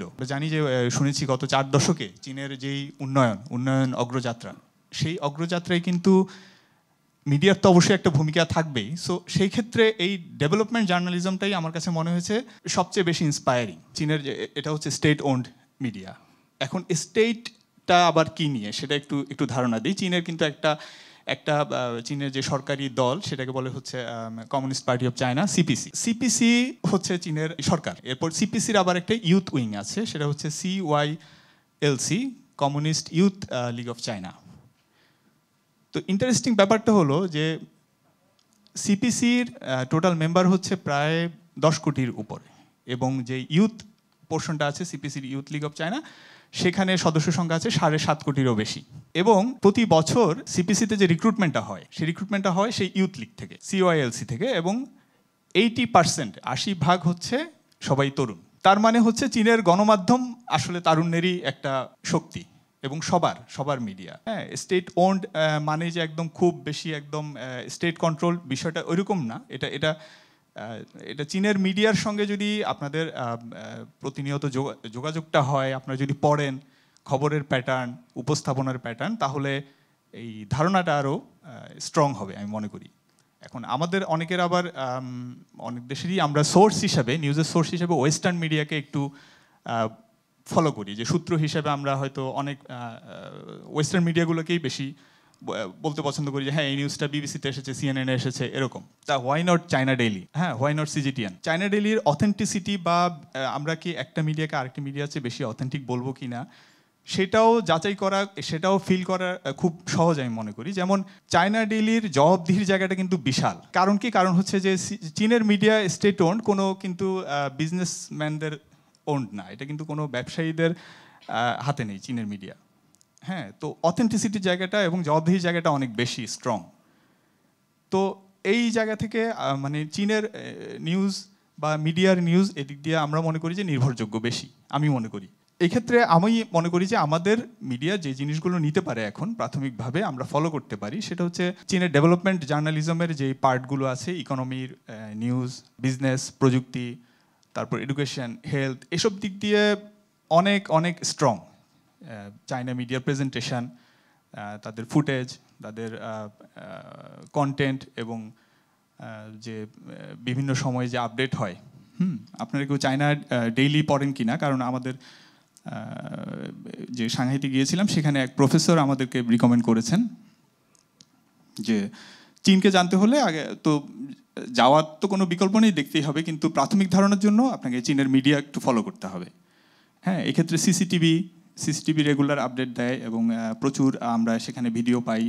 সিসিটিভি চ্যানেল আছে ইউটিউবে। আবার আমাদের CMG বাংলার মধ্যে কিন্তু অনেক আমরা চীনের প্রতিদিন আপডেট দিই, খবর দিই, ব্যবসার খবর দিই, বিদেশি ব্যবসায়ী স্টুডেন্টদের জন্য কি সুবিধা আসছে, ব্যবসায়ের জন্য নতুন কি সুযোগ দিচ্ছে চীন, কাকে কাকে ভিসা ফ্রি পলিসি দিচ্ছে, এরকম অনেক নিউজ আছে যেটা আসলে এখন ওয়েস্টার্ন মিডিয়া সেগুলো পাওয়া যাবে না। চীনের গণমাধ্যমের আরেকটা বিষয় আমি বলবো, আমাদের যেমন একটা প্যাটার্ন আছে, আমাদের রাজনৈতিক কোনো একটা দ্বন্দ্ব বা কোনো একটা আমরা একটু ভাইরাল হওয়ার চেষ্টা করি, এটা টোটালি চীনের মিডিয়ার মধ্যে প্র্যাকটিসটা আসলে নেই। সেখানে যেটা পাঠকের পড়া উচিত, পাঠক সেন্ট্রিক মিডিয়া, এবং পাঠকের যেটা চীনের গণমাধ্যম যেটা মনে করবে যে হ্যাঁ এখানে এই জিনিসগুলোও খুব ইম্পর্টেন্ট, যেটা সত্যিকারের অর্থেই গুরুত্বপূর্ণ। হ্যাঁ, কোনো চটকদার শিরোনাম দিয়ে একটা অহেতুক নিউজ পড়িয়ে তাদের কোটি কোটি পাঠকের কিন্তু আসলে সময় নষ্ট করবে না চীনা মিডিয়া। এই একটা এথিক্যাল গ্রাউন্ড কিন্তু বেশ স্ট্রং মিডিয়া। আমার মনে হয় যে এই প্র্যাকটিসটাও আমরা যদি একটু ধীরে ধীরে ইনকর্পোরেট করতে পারি, তাহলে আমাদের পাঠক নিয়ে আমাদের যে ধারণা সেটাও বদলে যাবে কিছুটা। অনেক ধন্যবাদ ফয়সাল আব্দুল্লাহ, ভীষণ গঠনমূলক এবং বেশ কয়েকটি দিক আপনি দেখিয়েছেন যেগুলো আসলে আমাদেরকে অনুপ্রাণিত করবে, এবং এই অনুযায়ী যদি আমরা চলতে পারি আমাদের আসলে একটা পরিবর্তন বা কি বলবো যে উত্থান যেটা বলে সেটা হওয়া সম্ভব। এবার আমরা চলে যাচ্ছি ছাত্রদলের senior vice president Abu Afsan Mohammad ইয়াহিয়ার কাছে। এখানে ছাত্রদল, ছাত্র শিবির, ইসলামী ছাত্র আন্দোলনের প্রতিনিধিরা রয়েছেন। চীনের নেতা মাও সে তুং খুব অল্প বয়সে রাজনীতির সাথে যুক্ত হয় এবং তিনি চীনের স্বাধীনতা এবং রাষ্ট্র গঠনে গুরুত্বপূর্ণ ভূমিকা রাখে। চীনের প্রেসিডেন্ট শি জিনপিং এবং তিনিও তরুণ বয়সে রাজনীতি শুরু করেন, এবং আমরা যখন সরাসরি চীনের তরুণ নেতৃত্ব, শিক্ষা প্রতিষ্ঠান এবং সরকারি প্রতিনিধিদের সঙ্গে মত বিনিময়ের সুযোগ পেয়েছি, সেহেতু আপনাদের কাছ থেকে জানতে চাইবো যে তখন আসলে তাদের নেতৃত্বের কোন কোন বৈশিষ্ট্য আপনাদেরকে সবচেয়ে বেশি আকৃষ্ট করেছে, যদি আকৃষ্ট করে থাকে কেন? চায়না লিডারশিপ নিয়ে যদি কথা বলতে চাই তাহলে প্রথমত আমি দেখি কি চায়না তো হুট করে এসে কেউ লিডার হয়ে যায় না, যেটা কিছুক্ষণ আগে ফয়সাল ভাই বলেছেন যে এখানে চায়না কমিউনিস্ট পার্টি অফ চায়নাতে আপনার 80%ই রিক্রুটমেন্টটা হয় CYLC থেকে হয় ওখানে। তো বেসিকলি ইয়াং লিডারদের একটা রিক্রুটমেন্ট ন্যাশনাল পলিটিক্সেই যায়, এবং তাদের যে দিকটা দেখে আমি খুবই ইমপ্রেসড হয়েছি সেটি হচ্ছে তাদের মধ্যে ফার্স্টলি সেটা হচ্ছে একটা দূরদৃষ্টি সম্পন্ন মনে হয়েছে আমার তাদেরকে। সেটা হচ্ছে তাদের একটা টার্গেটেড পলিসি দিয়ে তারা আগায়, একটা ভিশন থাকে, ওই ভিশনটাকে তারা কিভাবে এক্সিকিউট করবে ওই পলিসিটা থাকে। হুট করে এসে এখানে কেউ লিডার হওয়ার কোনো সম্ভাবনা এখানে একদমই জিরো। আরেকটি বিষয় আমি দেখেছি তাদের সাথে যখন আমি কথা বলেছি, তাদেরকে আমি খুব হাম্বল মনে হয়েছে, আমার খুবই হাম্বল, খুবই বিনয়ী। তারা কথা শুনে, আমার কথা যদি তার পছন্দ নাও হয় সেটাও শুনে তারপর সে তার বক্তব্য বলে। আমার মনে হয় আমাদের এই জিনিসটা প্র্যাকটিস করা উচিত যে হাম্বল কিভাবে হওয়া যায়। আরেকটি বিষয় হচ্ছে তারা টেকনোলজিক্যালি খুবই সাউন্ড, এটা আমাদের অবশ্যই মনে রাখতে হবে। তারা international politics, international climate change, international politics, economics, এগুলো নিয়ে খুবই ওয়াকিবহাল, এবং তারা পড়াশোনা করেই লিডারশিপে আসছে। সো এগুলো আসলে খুবই ইমপ্রেসিভ। আমি মনে করি কি যারা ইয়াং লিডার তাদের এইসব বিষয়ে মানে সাফিসিয়েন্ট নলেজ থাকা উচিত। এইসব বিষয়ে যদি আসলে ইয়াং এজ থেকেই গ্রুমিং করা না হয়, হুট করে এসে যদি কেউ লিডার হয়ে যায় পরবর্তীতে আমি মনে করি না সে খুব বেশি দিন সাস্টেইন করতে পারবে। সুন্দর কথা বলেছেন, আমরা আবারও আপনার কাছে ফিরব। Thank you very much. National citizen পার্টির উত্তরাঞ্চলীয় মুখ্য সংগঠক মোহাম্মদ আসাদুল্লাহ আল গালিবের কাছে জানতে চাইব, সাংহাই নগর পরিকল্পনা মডেল বাংলাদেশের শহরগুলোতে আসলে কিভাবে কাজে লাগানো যেতে পারে, বাংলাদেশের শহরগুলোর জন্য কি শিক্ষা নেওয়া যেতে পারে বলে আপনি মনে করেন? প্ল্যানিং শব্দটার সাথে আমরা সবাই আসলে পরিচিত, এবং আমরা জীবনের প্রত্যেকটা বিষয়ে আসলে প্ল্যানিং করেই করি। কিন্তু আমাদের রাষ্ট্রের ক্ষেত্রে যেটা দেখা যায় যে আমরা রাষ্ট্রের প্ল্যানিংয়ের ক্ষেত্রে আমরা মনে হয় একটু দুর্বল। বিশেষ করে আমরা এই বিশ্বায়নের যুগে এসে আমাদের যদিও ইউনিভার্সিটিগুলোতে আরবান এবং রিজনাল প্ল্যানিং নামে ডিপার্টমেন্টও আছে, কিন্তু আমরা আমাদের দেশে এখন পর্যন্ত এই ধরনের যদিও এর আগে অনেকেই ভিশন 2020, 30, 41 অনেক কিছু আমাদেরকে বলেছে, জাস্ট এগুলো কথার মধ্যে ছিল। আমরা এগুলোর হচ্ছে ভিজুয়াল কোনো রিপ্রেজেন্টেশন পাইনি, বা এগুলোর আসলে কিভাবে বাস্তবায়ন হবে এ ধরনের কোনো রোড ম্যাপ আমরা পাইনি। কিন্তু আমরা যখন সাংহাইয়ের আরবান প্ল্যানিং সেন্টারে গিয়েছি, ওখানে দেখেছি আমরা তারা দুই ধরনের হচ্ছে প্ল্যানিংয়ে যায়, একটা হচ্ছে গিয়ে দীর্ঘমেয়াদী আর একটা হচ্ছে স্বল্পমেয়াদী। এখন তাদের দীর্ঘমেয়াদী প্ল্যানিং চলছে হচ্ছে গিয়ে 17 to 35, আর তাদের স্বল্পমেয়াদী প্ল্যানিংটা হচ্ছে গিয়ে 5 বছর মেয়াদী। তো এটা তাদের 12তম 5 বছর মেয়াদী প্ল্যানিং এখন চলছে। তো আমি আজ থেকে 5 বছর পর কি করব সেটা আমি আজকে ঠিক করতেছি, এবং সেটা ভিজুয়ালি আমার হচ্ছে প্ল্যানিং সেন্টারে এটা আমি হচ্ছে দেখাচ্ছি। এটা হচ্ছে গিয়ে রাষ্ট্রের প্রত্যেকটা মানুষের জন্য উন্মুক্ত। তারা এসে দেখতে পাচ্ছে যে এই 5 বছরের মধ্যে কোন জিনিসটা আসলে দৃশ্যমান হবে। একইভাবে যে দীর্ঘমেয়াদী পরিকল্পনা, যে আমার এই ঢাকা শহর বা হচ্ছে গিয়ে এই শহরটা, এই রিজিয়নটা আগামী এই 18 বছরে, যেটা দীর্ঘমেয়াদী পরিকল্পনা না, 17 to 35 চলতেছে এখন, তো তারা এই 18 বছরে কি দেখতে পাবে, কি পরিবর্তন, সেটাও আসলে ভিজুয়ালি সেখানে দেখার সুযোগ থাকতেছে। কিন্তু আমাদের দেশে আমরা আসলে এই ধরনের এখন পর্যন্ত ভিশনারি লিডার বা হচ্ছে পলিটিক্যাল পার্টি বা হচ্ছে গিয়ে নেতৃত্ব পাইনি, যাদের কাছ থেকে আমরা এরকম ভিজুয়াল কিছু আসলে আমরা দেখব এবং আমরা সময়ের সাথে তাদের কাছ থেকে এটা আদায় করে নিব। তো এইখান থেকে আসলে আমাদের অনেক কিছু শেখার আছে। আর প্ল্যানিংয়ের ক্ষেত্রে যদি বলি, প্ল্যানিং তো আমাদের এখানেও কিছু হয়। তো আমি হচ্ছে উত্তরাঞ্চলের, আমার বাসা হচ্ছে গিয়ে রংপুর, আমি উত্তরাঞ্চলের বাসিন্দা, এবং আমার রংপুর বিভাগ হচ্ছে গিয়ে 8টা জেলা, 8টার মধ্যে 4টা জেলাই হচ্ছে গিয়ে বাংলাদেশের সব থেকে পিছিয়ে পড়া 10টা জেলার মধ্যে। এবং এটার অন্যতম কারণ হিসাবে দেখা হয় যে আমার অঞ্চলের নদী ভাঙ্গন, নদী শাসন করতে না পারার কারণে। তো সাংহাইয়ে গিয়ে আমরা যেটা দেখেছি আর কি, সাংহাই না মানে পৃথিবীর যে কোনো সভ্যতা আপনি যদি দেখেন সবগুলোই কিন্তু হচ্ছে নদীকেন্দ্রিক, এবং যত উন্নত শহর গড়ে উঠেছে সবগুলো নদীকেন্দ্রিক। কিন্তু আমাদের দেশে আমাদের পিছিয়ে পড়া অঞ্চলগুলোর বরং, এটা রংপুর বিভাগ বলি কিংবা বরিশাল কিংবা খুলনা, সবাই পিছিয়ে আছে হচ্ছে গিয়ে নদী ভাঙ্গন বা হচ্ছে নদীর গ্রাসের কারণে। কিন্তু আমরা সাংহাইয়ে গিয়ে যেটা দেখলাম, সাংহাই এখন পৃথিবীর অন্যতম 2টা এক্সপেন্সিভ শহরের মধ্যে একটা। তারা নদী কেন্দ্রিক তাদের শহর গড়ে তুলেছে এবং তাদের পুরো পরিকল্পনা হচ্ছে গিয়ে নদী কেন্দ্রিক। নদীকে তারা হচ্ছে গিয়ে এমনভাবে পরিকল্পনা করেছে যে সেটা দিয়ে এক তো তারা হচ্ছে গিয়ে সাস্টেনেবল ডেভেলপমেন্ট করছে, তাদের সাস্টেনেবল ইকোনমি গ্রো করতে পারছে, পাশাপাশি এটাকে কেন্দ্র করে তারা আবার ট্যুরিজমকে হচ্ছে গিয়ে এখানে এস্টাবলিশ করছে। তো আমরা যদি এরকম দীর্ঘমেয়াদী পরিকল্পনা নিতে পারি, আমাদের নদীগুলোকে নতুন করে সাজাতে পারি, আমাদের নদী ভাঙ্গন সহকারে নদীর যে প্রবলেমগুলো আছে এগুলো নিয়ে যদি আমরা দীর্ঘমেয়াদী পরিকল্পনার মধ্যে যাই, তাহলে আমরা আসলে আমরাও এগিয়ে যেতে পারবো। সত্যিকার অর্থে আমাদের প্রত্যাশা এমন গঠনমূলকই। ধন্যবাদ আপনাকে। আমরা এবারে চলে যাচ্ছি ইসলামিক ছাত্র শিবিরের সেক্রেটারি জেনারেল নুরুল ইসলাম ভাইয়ের কাছে। ভাই, আপনার কাছে জানতে চাইবো যে চীনের বিশ্ববিদ্যালয় পরিদর্শনের সময় আপনি কি কি বিষয় দেখলেন যা বাংলাদেশের শিক্ষা ব্যবস্থায় কাজে লাগানো যেতে পারে? বাংলাদেশে ইউনিভার্সিটির লেখাপড়া শেষ করে বেকারের সংখ্যা দিন দিন বাড়ছে। রাইট নাও 30 লাখ বা তার চাইতে বেশি বেকার আমাদের আছে। আমাদের এমন এমন কিছু সাবজেক্ট পড়ানো হচ্ছে যে সাবজেক্টগুলোতে পড়ার পরে চাকরির ক্ষেত্র আইডেন্টিফাইড না। অর্থাৎ এমন কিছু সাবজেক্ট পড়ছি যেটা প্রয়োজনের তুলনায় এই দেশে অনেক বেশি ইউনিভার্সিটিতে সিট রয়েছে, কিন্তু পাশ করে বের হওয়ার পরে এখানে কোনো জবের ফ্যাসিলিটিস নাই। চায়নায় এই বিষয়টা হচ্ছে লিমিটেড। তারা যখন তাদের ডেভেলপমেন্ট পারপাজে কাজ শুরু করেছে, এডুকেশন সেক্টরে তাদের ইনভেস্টমেন্টটা অনেক বেশি। আপনারা জানেন যে 2020 সালে তাদের এডুকেশন সেক্টরে টোটাল জিডিপির মোর দ্যান 4% তারা জিডিপিতে মানে শিক্ষাক্ষেত্রে তারা বরাদ্দ দিয়েছে এবং কন্টিনিউয়াসলি সেটা তাদের ইনক্রিজ করছে। বাংলাদেশের ক্ষেত্রে এটা আমাদের প্রতি বছরই প্রত্যাশা থাকে, আমরা ছাত্র সংগঠনগুলোর পক্ষ থেকে বারবার বলি, কিন্তু সেখানে দেখি দিন দিন কমতে থাকে। এই বছর টোটাল জিডিপির 1.53% আমাদের হচ্ছে টোটাল শিক্ষা খাতে বরাদ্দ। আমরা বারবার বলছি একটা জাতি মানে উন্নতি করতে গেলে তার শিক্ষা ক্ষেত্রে তার ইয়াং ফোর্সকে, তার ডেমোগ্রাফিক ডিভিডেন্ডকে কাজে লাগাতে হবে, যেটা চীন খুব ভালোভাবে করেছে। চীন টেকনোলজিক্যাল এডুকেশনের দিকে বেশি ঝুঁকেছে এবং 3,000-এর অধিক তাদের টেকনিক্যাল ইউনিভার্সিটি বা ইনস্টিটিউট তারা তৈরি করেছে, যেখান থেকে বের হয়ে স্টার্ট আপ যাতে করতে পারে, টেকনিক্যাল নলেজ তাদের গেইন করে এবং প্র্যাকটিক্যালি তারা এই জিনিসগুলো যাতে অ্যাফিলিয়েশন করতে পারে নিজের প্রফেশনাল লাইফে। এবং এই কাজটা তারা খুব চমৎকারভাবে করতে পেরেছে, যেগুলো আমাদের বাংলাদেশের প্রত্যেকটা ইউনিভার্সিটির ক্ষেত্রে এটা হওয়া উচিত। আমাদের এডুকেশন সিস্টেমকে যদি আমরা চমৎকারভাবে রিফাইনারি করে নিতে পারি এবং এডুকেশন সিস্টেমের সাথে আমরা প্র্যাকটিক্যাল জিনিসটাকে মিলাতে পারি, তাহলে সবচেয়ে বেশি উপকৃত আমাদের জাতি হতে পারবে। অনেক ধন্যবাদ আপনাকে। আবারও আমরা চলে যাচ্ছি শিক্ষার্থীদের কাছে, কারণ আপনাদের কথা শুনে নিশ্চয়ই তাদের মনে অনেক প্রশ্ন আসছে যে আরো অনেক কিছু জানতে চাই, আরো ইন ডিটেইল জানতে চাই। কে প্রশ্ন করতে চান? অনেকেই। শুরুতেই একদম আপনি। আমি নুসরাত জাহান, জগন্নাথ বিশ্ববিদ্যালয়ের গণযোগাযোগ ও সাংবাদিকতা বিভাগ থেকে বলছি। আমার প্রশ্ন আসাদুল্লাহ আল গালিব স্যারের প্রতি।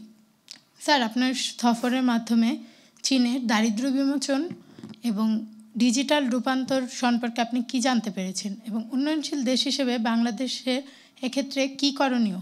জি, আমরা একসাথে উত্তর দেব।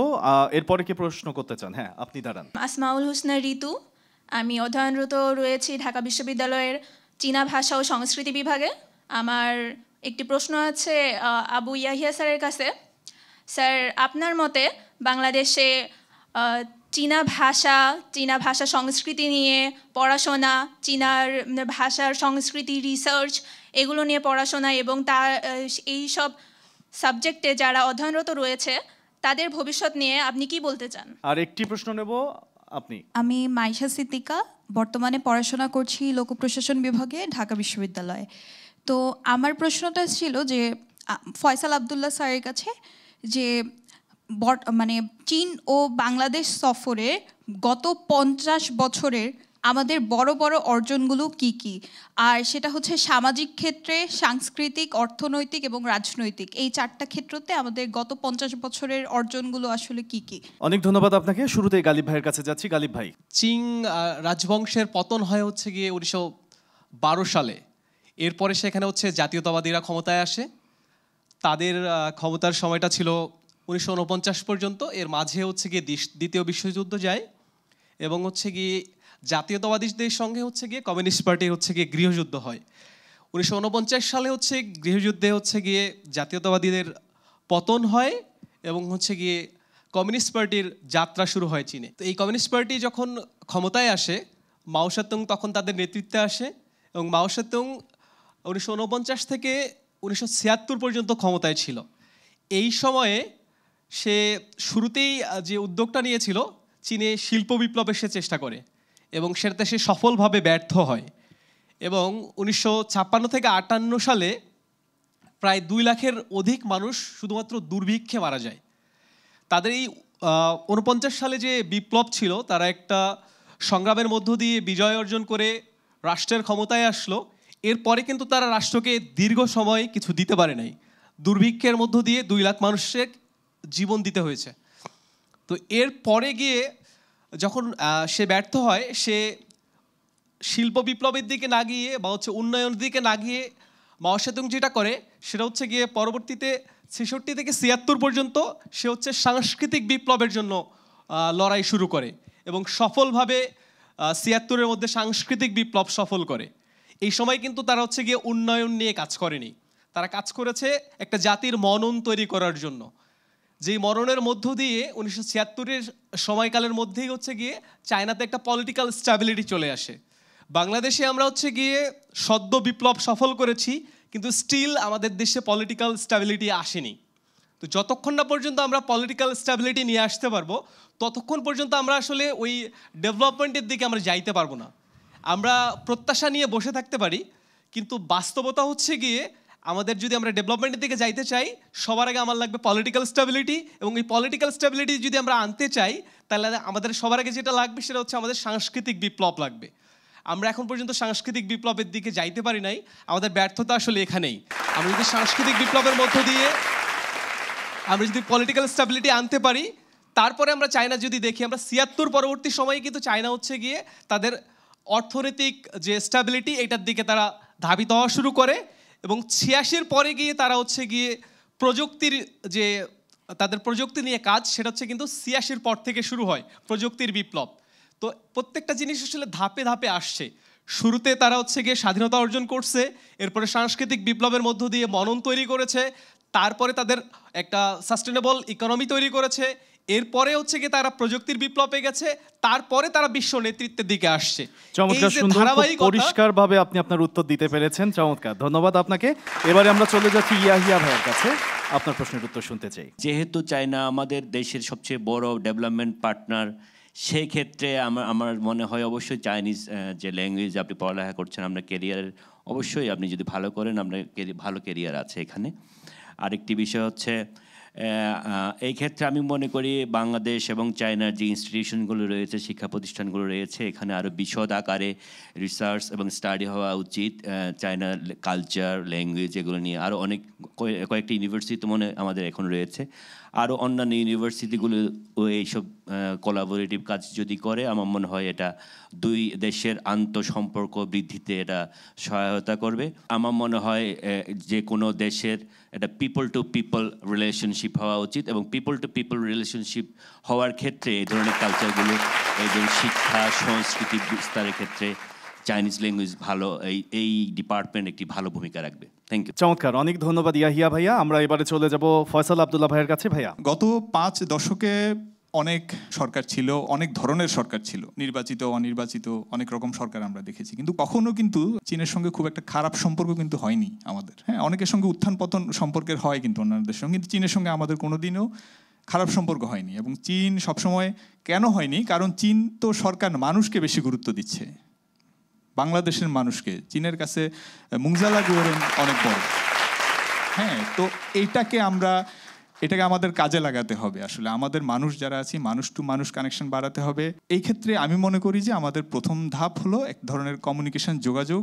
এবং আমরা যতটা ছোটবেলা থেকে একদম কি বলবো, একদম বাধ্যতামূলক গুরুত্ব দিয়ে ইংরেজি শিখে এসেছি, আমরা যদি এর একটুখানিও যদি এফোর্ট দিই এখন চীনা ভাষা শেখার প্রতি, আমি মনে করি এটা অনেক কাজে আসবে। এখন কিন্তু ইংরেজি ভাষা শিখলেই চাকরি হবে বা কাজ হবে, আয় করতে পারবো, সেই দিন এখন আর নেই। হয়তো একটা সময় ছিল এটা, কিন্তু এখন চীনা ভাষার কিন্তু একটা সেই রকম একটা ডিমান্ড আছে। প্রশ্ন এর আগে যিনি করেছিলেন যে ভাষা শিখে কি ক্যারিয়ার আছে বলে, যথেষ্ট ভালো সুযোগ আছে আমি মনে করি। আমি অনেকের সঙ্গে আমার তো কথা হয়, যোগাযোগ হয়, যারা চীনা ভাষা শেখেন, কনফুসিয়াস ইনস্টিটিউটে যারা আছেন শিখছেন। ভাষা এমনও আছে যে 2 বছর 3 বছর শেখা শেষ করতেই উনি যখনই বেসিক কথা কনভারসেশন চালাতে পারছেন, তখনই ওনার অন্য একটা কোয়ালিফিকেশন ধরে একটা জব হয়ে যাচ্ছে চীনা কোনো একটা কোম্পানিতে। এবং এটা যথেষ্ট সুযোগ আছে, এটা কথার কথা না, এটা একদম ফ্যাক্ট। নিশ্চয়ই আমাদের যে শিক্ষার্থী আপনাকে প্রশ্ন করেছিল সে উত্তর পেয়েছে। ধন্যবাদ ফয়সাল আব্দুল্লাহ ভাই। আমাদের মাঝে উপস্থিত রয়েছে লিউ জং ই এবং ঝাং জিউ আন। তাদের কাছেও নিশ্চয়ই আপনাদের প্রশ্ন আছে, সেই প্রশ্ন আমরা শুনবো কিন্তু বিরতির পর। প্রিয় দর্শক, নিয়ে নিচ্ছি ছোট্ট একটি বিরতি, সাথেই থাকুন।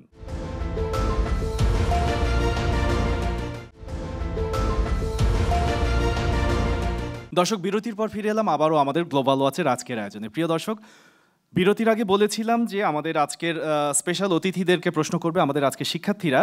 কে প্রশ্ন করবেন, কাকে প্রশ্ন করবেন? দাঁড়ান। আমি সামিয়া ইসলাম, আন্তর্জাতিক বিভাগ থেকে, বাংলাদেশ ইউনিভার্সিটি অফ প্রফেশনালস। আমার প্রশ্ন ডক্টর লিউ জহাঙ্গি স্যারের কাছে।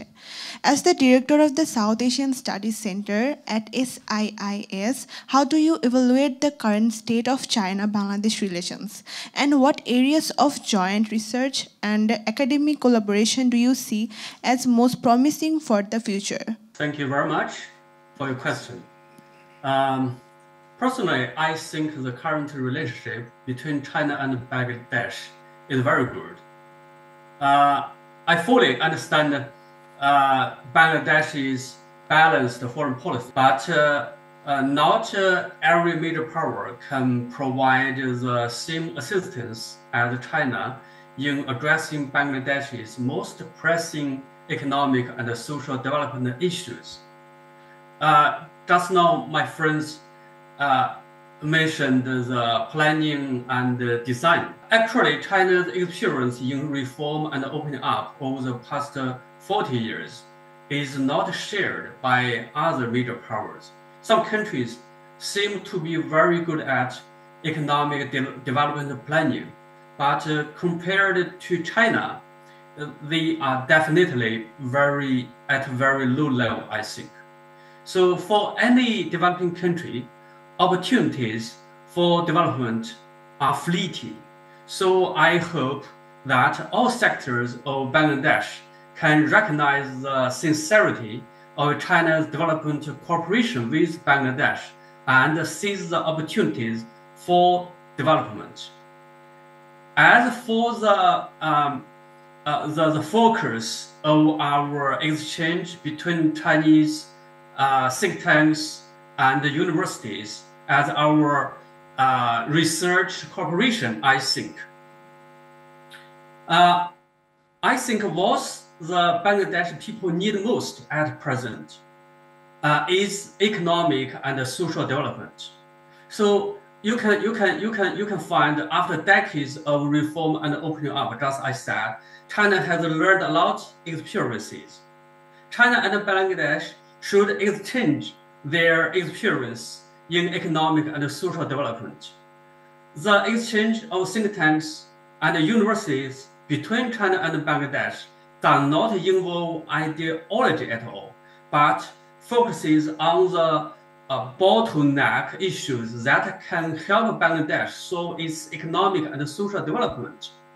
such as agricultural development and rural poverty reduction, river governance management, disaster prevention and reduction, environmental protection, and sustainable development, which can be fully tailored to the needs of Bangladesh. I think we can, all these fields that Bangladesh people needs, I think we can cooperate in the future. Thank you, Mr. Liu Zhongyi.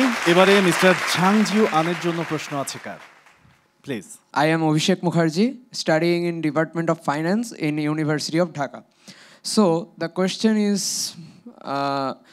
as far as I know, there are 4 seasons in China, and in Bangladesh there are 6 seasons.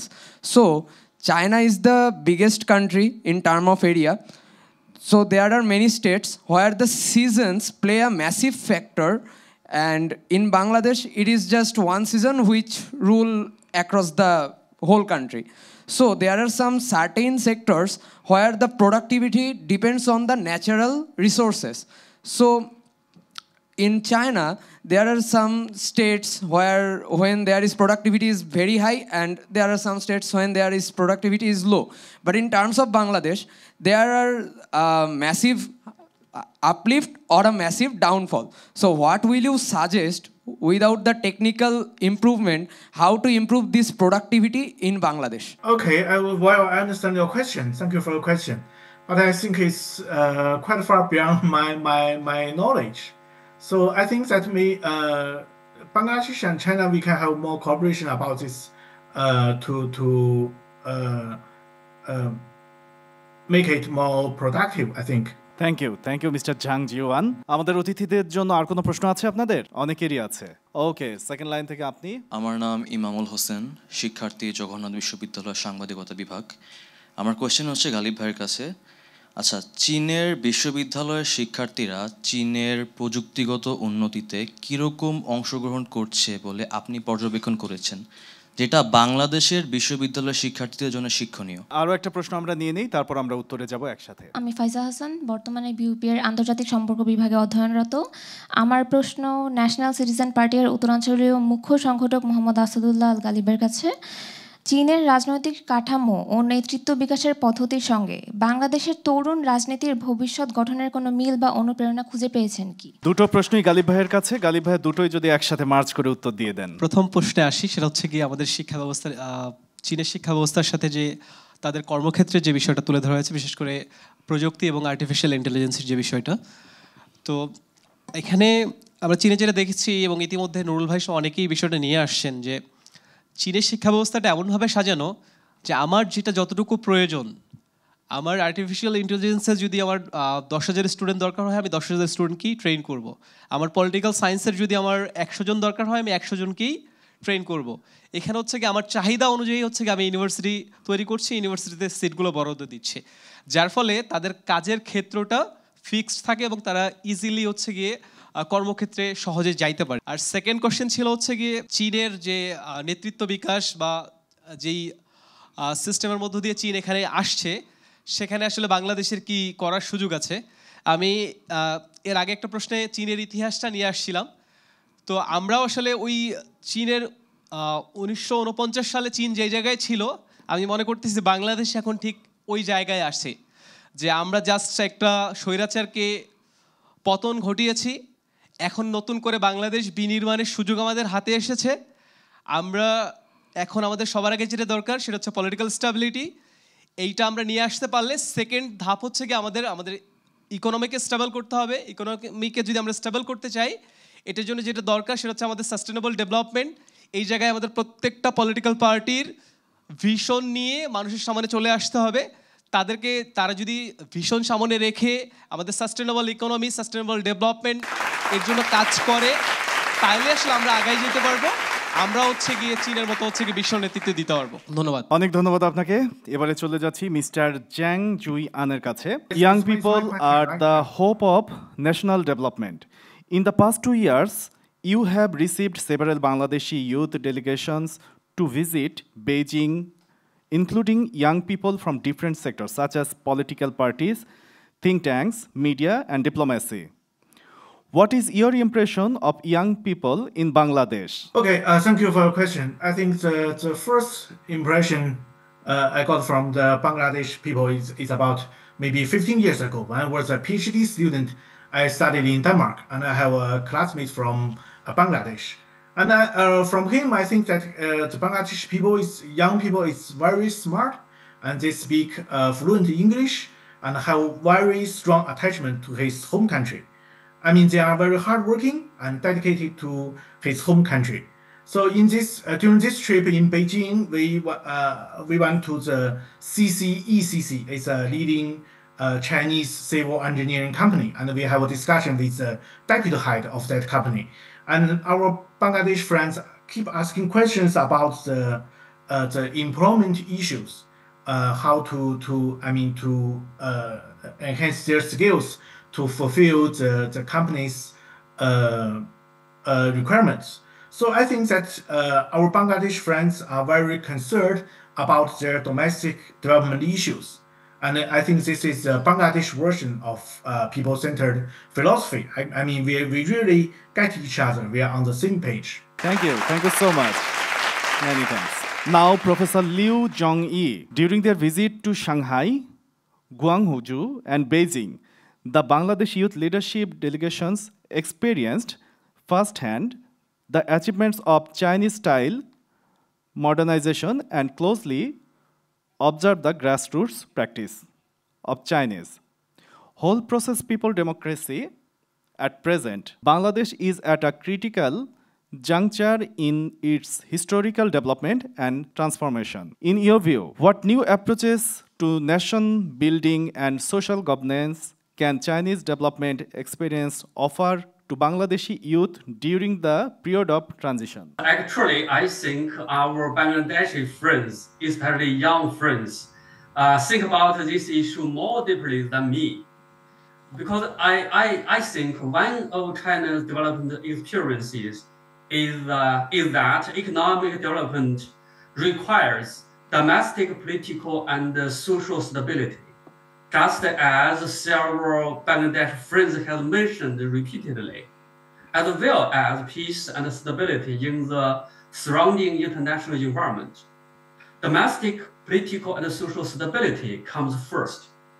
Without domestic, political, and social stability, there will definitely be no economic development and prosperity.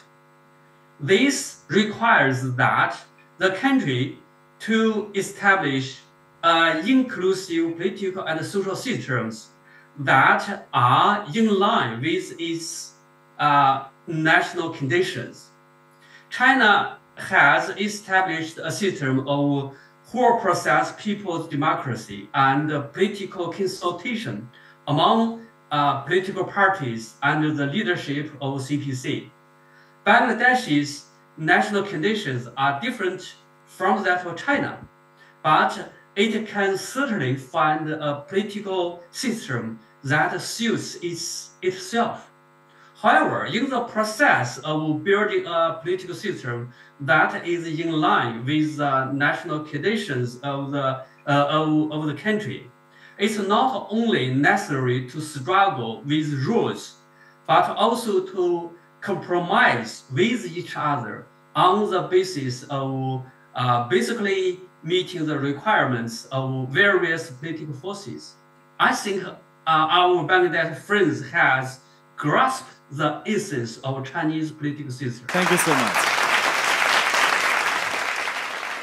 আমরা চলে এসেছি আমাদের আজকের আয়োজনের একদমই শেষ পর্যায়ে। যদি আপনাদের মধ্যে থেকে আর কাউকে কোনো প্রশ্ন থাকে আপনারা করতে পারেন। আমি মোহাম্মদ খবিরুল ইসলাম, গ্রিন ইউনিভার্সিটিতে সিএসসি নিয়ে বিএসসি করতেছি। আমার প্রশ্ন হচ্ছে আসাদুল্লাহ স্যারের কাছে, বাংলাদেশের চীন সম্পর্কিত স্টাডি ও রিসার্চ আরও বিস্তৃত হওয়া উচিত বলে কি আপনি মনে করেন? যদি মনে করেন হ্যাঁ আরও বিস্তৃত হওয়া উচিত, তাহলে সেক্ষেত্রে বলবো যে কেন বিস্তৃত হওয়া উচিত। আমি রিফাত হাসান মিথুল, জগন্নাথ বিশ্ববিদ্যালয়ের গণযোগাযোগ ও সাংবাদিকতা বিভাগের একজন শিক্ষার্থী। আমার প্রশ্ন ফয়সাল আবদুল্লাহ ভাইয়ের কাছে যে এই সফর কিভাবে বাংলাদেশ ও চীনের সম্পর্ককে আরও ঘনিষ্ঠ করতে সহায়তা করে বলে আপনি মনে করেন? আমি ফাবিয়া হোসাইন অথই, গণযোগাযোগ ও সাংবাদিকতা বিভাগ, জগন্নাথ বিশ্ববিদ্যালয় থেকে এসেছি। আমার প্রশ্ন হচ্ছে মোহাম্মদ আসাদুল্লাহ আল গালিব ভাইয়ের কাছে। আপনি একজন তরুণ সংগঠক হিসেবে চীন সফর থেকে যে অভিজ্ঞতা লাভ করেছেন সেখানে ঠিক কী কী শিখেছেন এবং তাই এনসিপি সংগঠনে বা রাজনৈতিক দর্শনে কতটুকু প্রয়োগযোগ্য বলে আপনি মনে করছেন? শেষ প্রশ্ন, আর একজনের প্রশ্ন নেব আমরা। Tasrin Zarin Mim, and I'm currently studying at University of Dhaka. So my question would be to Sir Zhang Jiwan, sir. So in the day, sir. So day by day, we can see that the cultural exchange programs of China, Bangladesh are getting more diverse. So in the near future, is there any possibilities of the institution to have any kind of long-term coordination project plans with academic institutions in Bangladesh? হ্যাঁ, প্রথমে আমরা শুরু করছি mister জ্যাংকে দিয়ে। Mister Jung, please answer. Okay, thank you for your question. Well, as you mentioned, we will have the long-term plan to have more people-to-people exchange programs with Bangladesh Institute. I think cooperating with SCIS, with Mr. Liu Zhongyi's team, I think we have at least 3 things on our to-do list. Firstly, we will jointly organize maybe seminars, workshops, and other events in the name of Center for China Studies Bangladesh. And secondly, we'd like to carry out joint research projects on topics such as China-Bangladesh relations, global governance, the Belt and Road Initiative, and the Bangladesh young people interested in the areas. And thirdly, I think that we'd like to invite scholars and academic people from Bangladesh Institute to visit China, to give us lectures and to write and publish articles through Chinese media to help to help Chinese people to understand Bangladesh. I mean, we want to establish a mechanism for sharing information and for dynamics of academic research. Thank you. Thank you so much.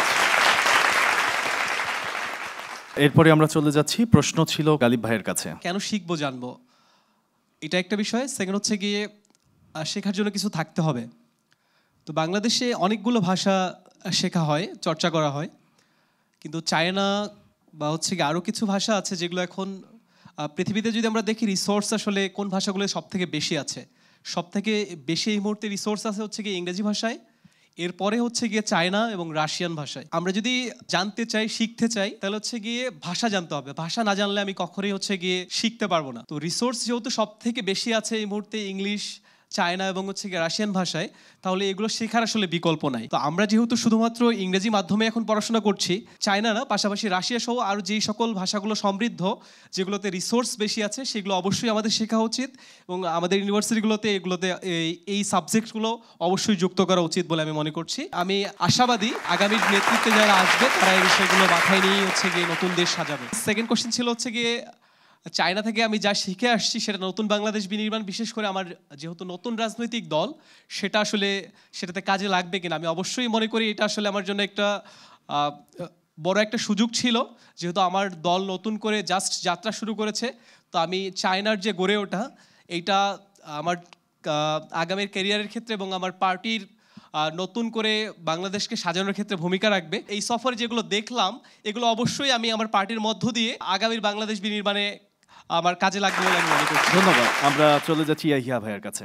Yahya ভাই, আমরা চলে এসেছি আমাদের আজকের আয়োজনের একদমই শেষ পর্যায়ে। 30 সেকেন্ডে যদি আপনার অভিমত জানান বা একদমই শেষটা বলেন আজকের আয়োজনের। চীন সফরে প্রফেসর ইয়াং এর একটি লেকচার অ্যাটেন্ড করেছিলাম, সেটি দিয়ে আমি শেষ করি। ওই লেকচার উনি বলেছেন how to keep yourself young. সেখানে তিনি দুটি কথা বলেছেন, আমি এটা আপনাদের উদ্দেশ্যে এই কারণেই বলতে চাচ্ছি যে নিজেকে ইয়াং রাখতে হলে দুটা জিনিস অবশ্যই গুরুত্ব দিবেন। ফার্স্ট ওয়ান, আপনার মধ্যে একটি আর্জ থাকতে হবে, শেখার আর্জটা থাকতে হবে। You have to have urge on লার্নিংয়ের আর্জটা থাকতে হবে। আরেকটি ব্যাপার হচ্ছে অ্যাডাপ্টেশন ক্যাপাসিটি। নানা ধরনের সিচুয়েশন আসবে, এই সিচুয়েশনের মধ্যে আপনি কিভাবে নিজেকে অ্যাডাপ্ট করবেন, এই ক্যাপাবিলিটিটা অবশ্যই থাকতে হবে। নতুন যুগে দেখেন চায়নাতে অলরেডি স্কুলে এআই শুরু করে দিয়েছে, তারা ক্লাউড কম্পিউটিং থেকে শুরু করে সোলার এনার্জি সব কিছুতে তারা টেকনোলজিক্যালি এত সাউন্ড। আমার মনে হয় আমরা যদি টেকনোলজিক্যালি সাউন্ড না হই, বাংলাদেশে আমরা যারা তরুণ রয়েছি তারা যারা ভবিষ্যৎ বাংলাদেশ বিনির্মাণ করতে চাই, যদি আমরা টেকনোলজিক্যালি সাউন্ড না হই, এই ধরনের বিষয় আদি সম্পর্কে যদি আমরা সম্যক ধারণা না রাখি, তবে মনে হয় আমরা ভবিষ্যৎ বাংলাদেশকে সঠিক নেতৃত্ব দিতে পারবো না। ধন্যবাদ। ধন্যবাদ ইয়াহিয়া ভাই। ফয়সাল আব্দুল্লাহ ভাই 30 সেকেন্ডে যদি বিদায় নিয়ে নেন। চীনকে চিনতে হলে চীনে যেতে হবে। আমি বলবো যে চীনকে আরও চিনতে হবে, গ্লোবাল লেন্স এবং চাইনিজ মিডিয়া অলসো। কারণ কি? কারণ চেনার এখনও আসলে অনেক বাকি। আমরা মাহমুদুর ভাইয়ের যে আশঙ্কার কথা শুনেছিলাম, এই ইন্টারনেটের যুগে এসেও কিন্তু উনি শঙ্কিত ছিলেন, উনি জানতেন না যে কেমন ব্যবস্থা ছিল, উনি গিয়ে তার ভুল ভেঙেছে। তো আসলে এই ভুল আরও অনেক থাকতে পারে, আরও অনেক আমরা অনেক সম্ভাবনার সেক্টর হয়তো আছে, সেটা এখন হয়তো ধরতে পারছি না। সেই জিনিসটার জন্য ইয়াহিয়া ভাই যেটা বললেন যে আর্জ থাকতে হবে শেখার, সেই জন্যেই আপনাদের আরও আমি বলবো যে আরও বেশি চীনকে চিনুন, চীনকে জানুন। ধন্যবাদ ফয়সাল ভাই। একদমই শেষ মুহূর্তে নুরুল ইসলাম ভাই আপনার কাছে যেতে চাই। ওয়ার্ল্ডের ইকোনমি এখন পোলারাইজড হচ্ছে, অর্থাৎ মাল্টিপোলারাইজেশনের দিকে এখন যাচ্ছে। তো অবভিয়াসলি আমাদের সাউথ কোস্টাল এরিয়ার জন্য বা এই এশিয়া মহাদেশের জন্য চীন হচ্ছে একটা বড় ফ্যাক্টর। এবং এই জায়গায় ইকোনমির যেভাবে ফ্লারিশ হচ্ছে ডেমোগ্রাফিক ডিভিডেন্টের কারণে, দক্ষিণ চীন সাগর অথবা ইন্দো প্যাসিফিক অঞ্চল, মালাক্কার যে ইকোনমিক জোন, সব মিলিয়ে চীন একটা অপার সম্ভাবনার জায়গা এবং বাংলাদেশের জন্য এটা আসলেই একটা বড় ফ্যাক্টর। এ কারণে আমাদেরও বিশ্বাস রাখতে হবে চীন সফর শেষে যেটা আমাদের ভিতরে আত্মবিশ্বাস জন্মেছে যে আমাদের আসলে দূরদৃষ্টি সম্পন্ন বা চিন্তা করতে হবে দেশকে নিয়ে, দেশকে খুব বিশ্বাস নিয়ে ভালোবাসতে হবে, আর এই দেশের জন্যই আমাদের সব পরিকল্পনাটা সাজানো উচিত। ধন্যবাদ নুরুল ইসলাম ভাই। আমরা চলে যাচ্ছি এবারে সাজ্জাদুল করিম ভাইয়ের কাছে। চীনের politics means making more friends and lessening enemies. তারা এই পলিসি নিয়ে এখন বিশ্বে আগাচ্ছে। দেখা যায় আমরা দেখতে পারি মধ্যপ্রাচ্য, আফ্রিকা, দূরপ্রাচ্য, বিশ্বের বিভিন্ন দেশে, আমি বলি যদি বলি অর্ধেক পৃথিবীতে এখন তাদের ইনভেস্টমেন্ট থেকে শুরু করে তাদের অ্যাক্টিভ ইনভলভমেন্ট আছে, বিশেষ করে ইকোনমিক সাইডগুলোতে। তো বিশেষ এর পাশাপাশি গ্লোবাল সাউথ কেন্দ্রিক তাদের একটা বৃহৎ পরিকল্পনা আছে। এটা অ্যামেজিং যে তারা যেভাবে দূরদর্শী ভিশনারি প্ল্যান নিয়ে পুরো বিশ্বকে, বিশেষ করে গ্লোবাল সাউথকে ফিউচারে দেখতে চাই, সেটার যদি বাংলাদেশ যদি তার অংশীজন হতে পারে, I think Bangladesh will be benefited from their activities, I think. So এই প্রত্যাশায় থাকলে ধন্যবাদ সবাইকে। ধন্যবাদ। আমরা চলে যাচ্ছি শেখ মাহবুবুর রহমান ভাইয়ের কাছে। খুব মৌলিকভাবে যদি আমরা বলি যে আমাদের তাদের কাছ থেকে কী শেখার আছে, তাদের কাছ থেকে আমাদের ডিসিপ্লিন শেখার আছে। আমরা দেখেছি যে রাস্তায় লালবাতি জ্বলছে, রাস্তা পুরোপুরি ফাঁকা, কিন্তু তারা রাস্তা পার হচ্ছে না। তারা দেশের আইনের প্রতি শ্রদ্ধাশীল, তারা সময়ানুবর্তিতার প্রতি খুবই লক্ষ্য রাখে এবং দেশের প্রতি তাদের যে জাতীয় ঐক্য এবং সংহতি চেতনা, এটা আমরা দেখেছি যে জাতীয় ঐক্য তাদের মধ্যে রয়েছে, বিভাজন খুবই কম। তো এইটা যদি আমাদের মধ্যে আমরা কাজে লাগাতে পারি, তাহলে আমরা আমাদের আগামী দেশকে, আমরা যে স্বপ্ন দেখছি সুন্দর এবং উন্নত বাংলাদেশের, এটা আমরা গড়তে পারবো। এই আশাবাদ ব্যক্ত করে শেষ করছি। ধন্যবাদ সবাইকে। ধন্যবাদ শেখ মাহবুবুর রহমান। এবার আমরা চলে যাচ্ছি আসাদুল্লাহ গালিব ভাইয়ের কাছে। সবাইকে বলবো আশাবাদী হতে, হতাশ হওয়ার কোনো সুযোগ নেই। আমরা বাংলাদেশি, আমরা বাংলাদেশকে ওন করি এবং আমরা বাংলাদেশি পরিচয়ই বাংলাদেশকে এবং বিশ্বকে এগিয়ে নিয়ে যেতে কাজ করব। এবং আরেকটা বিষয় আমি বিশেষ করে তরুণ প্রজন্মকে বলবো যে চীনে গিয়ে আমার যেটা দেখা, যে চীনের তরুণ প্রজন্মকে হচ্ছে গিয়ে আই হেট পলিটিক্স বলে না, বা হচ্ছে গিয়ে পলিটিক্যাল আলাপ তাদের সাথে করতে গেলে তারা হচ্ছে গিয়ে বলে না যে আসলে আমি এটাতে ইন্টারেস্টেড না, এটা বাদ দাও। তারা সবাই পলিটিক্সের সাথে নানানভাবে ইনভলভড। তো আমাদেরও প্রত্যেককে হচ্ছে পলিটিক্সের সাথে নানানভাবে ইনভলভড হইতে হবে। পলিটিক্স মানে এই না যে শুধুমাত্র মিছিল মিটিং বা হচ্ছে গিয়ে আমাদের ক্যাম্পাসগুলোতে যেগুলো হয়। পলিটিক্স মানে হচ্ছে গিয়ে দেশ নিয়ে ভাবা, দেশের মানুষকে এগিয়ে নিয়ে যাওয়ার জন্য যতভাবে ভূমিকা রাখা যায় সবগুলো আসলে পলিটিক্সের মধ্যে। তো আমাদের যাদের যে ক্যাপাসিটি আছে, আমরা আমাদের ক্যাপাসিটি অনুযায়ী নিজ নিজ ফিল্ডে আমরা কাজ করব। বাংলাদেশে যে বিরাজনীতিকরণ করা হয়েছে সেখান থেকে আমরা বাংলাদেশকে বের করে নিয়ে এসে প্রত্যেকটা মানুষকে পলিটিক্সের সাথে কানেক্ট করে আমরা আগামীর বাংলাদেশ বিনির্মাণ করব। ধন্যবাদ আসাদুল্লাহ গালিব ভাই, ভালো থাকবেন। তরুণ চোখে চীনের আলো আমরা দেখছিলাম আমাদের আজকের আয়োজনের মাধ্যমে। যেহেতু সময়ের একটা নির্দিষ্ট গণ্ডি রয়েছে, আমরা সেই গণ্ডি থেকে বের হতে পারছি না, আমাদেরকে বিদায় নিতে হচ্ছে। কিন্তু দর্শক, আমরা বলতেই পারি যে তরুণ শিক্ষাবিদ, গবেষক, সাংবাদিক এবং রাজনৈতিক নেতৃবৃন্দের সমন্বয়ে গঠিত বাংলাদেশি প্রতিনিধি দলের এই সফর দুই দেশের ভবিষ্যৎ সহযোগিতার ভিত্তি আরও মজবুত করেছে। চীনের আধুনিকীকরণ, চীনের প্রযুক্তি এবং সামাজিক রূপান্তরের অভিজ্ঞতাকে বাংলাদেশের অনেক কিছুতেই কাজে লাগানো যেতে পারে বলে মনে করছেন আজকের অতিথিরা। এছাড়াও পাবলিক ডিপ্লোমেসি, জ্ঞান বিনিময় এবং পারস্পরিক বোঝাপড়া এই সফরের প্রতিটি পর্বে তা সুস্পষ্টভাবে প্রতিফলিত হয়েছে। দুই দেশের বন্ধুত্ব এবং সহযোগিতা নতুন অধ্যায় রচনা করতে এ ধরনের সফর আগামীতে অব্যাহত থাকবে, এই প্রত্যাশা থাকছে আমাদের সকলের। এতক্ষণ আমাদের সাথে থাকার জন্য সকলকে ধন্যবাদ।